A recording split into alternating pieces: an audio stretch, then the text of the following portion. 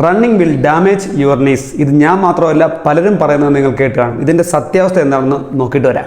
ശരിക്കും പറഞ്ഞാൽ നമ്മുടെ ഹ്യൂമൻ ബോഡി ഇവോൾവ് ആയി വന്നിരിക്കുന്നത് നടക്കാനും അതുപോലെ തന്നെ ഓടാനും വേണ്ടിയിട്ടാണ്. അല്ലെങ്കിൽ നമ്മളുടെ ആദിമ മനുഷ്യന് ഒരിക്കലും ഭൂമിയിൽ സർവൈവ് ചെയ്യാൻ പറ്റില്ലായിരുന്നു. പിന്നെ എവിടെയാണ് ഈ പ്രോബ്ലം സ്റ്റാർട്ട് ചെയ്യുന്നത്? പ്രശ്നങ്ങളൊക്കെ തുടങ്ങുന്നത് ഓവർ ഫുഡ് അവൈലബിലിറ്റി, അതായത് വെറുതെ ഇരുന്ന് മനുഷ്യന് ഒരുപാട് ഫുഡ് കഴിക്കാനുള്ള ചാൻസ് കിട്ടിയപ്പോൾ മനുഷ്യൻ ഒബേസിറ്റി പോലുള്ള പ്രോബ്ലംസിലേക്ക് വരാൻ തുടങ്ങി. റണ്ണിങ്ങിലേക്ക് വരുമ്പോൾ അപകടം പതിയിരിക്കുന്നത് നിങ്ങളൊരു ഓവർ വെയിറ്റ് ഉള്ള ഒരാളാണ്, നിങ്ങളൊരു ബിഗിനറാണ്, എന്നിട്ടും നിങ്ങൾ വണ്ണം കുറയ്ക്കാൻ വേണ്ടി കിലോമീറ്റർ കണക്കിന് റണ്ണിങ് ചെയ്യുമ്പോഴാണ്. ബിക്കോസ് റണ്ണിങ്ങിലേക്ക് വരുമ്പോൾ ഇതൊരു ഹൈ ഇമ്പാക്ട് എക്സസൈസ് ആണ്. നിങ്ങളൊരു ബിഗിനറാണ്, അതുപോലെ നിങ്ങളൊരു ഓവർ വെയിറ്റ് ഉള്ള ഒരാളാണെങ്കിൽ നിങ്ങൾ റണ്ണിങ് ചെയ്യുമ്പോഴേക്കും നിങ്ങളുടെ നീസിലേക്ക് ഒരുപാട് ഫോഴ്സും ഒരുപാട് സ്ട്രെയിനും വന്നെത്തും.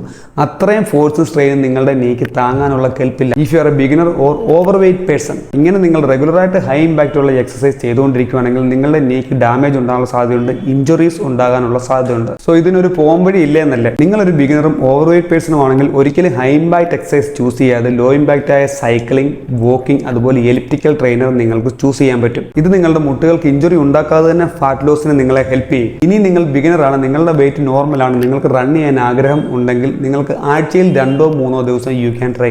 അതും 10 to 15 മിനിറ്റ്സ് മാത്രം. ഒരാഴ്ചയ്ക്ക് ശേഷം നിങ്ങൾക്ക് മുട്ടുനുവേനൊന്നും തോന്നുന്നില്ലെങ്കിൽ you can increase your time and duration gradually weekly basis.